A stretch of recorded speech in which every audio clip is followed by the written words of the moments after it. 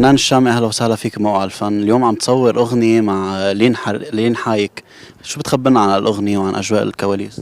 أول شي الغنية من كلماتي بالاشتراك مع فادي مرجان، وألحاني بالاشتراك مع أنس كريم، والديو صار بطريقة جدا عفوية، وطلعت الغنية وحسيت إنه بتلبق لالين وصوتها الكبير إنه يكون جزء منها، وبحكم علاقتنا بالشركة والأصدقاء المشتركين الموجودين، فركب المشروع. هل الأغنية بتشبه أغنياتك القديمة أو لا؟ ما في شي بيشبه أي غنية قديمة عندي عموما، حتى أغاني القديمة ما في شي بيشبه شي. لهيك نمط الشامي هو الشامي، ما في نمط.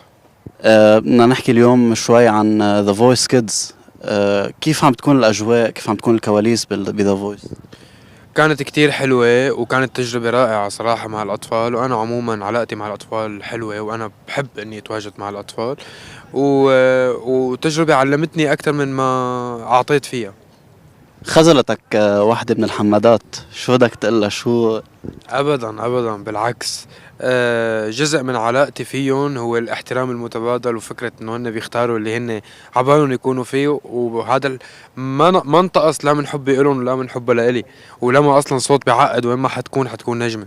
شو ناطرين من الشامي اليوم بعد هذا العمل؟ الاستمرارية والحب والحنان. أه هاتي وحدة. يا بشوف وجهك بخير.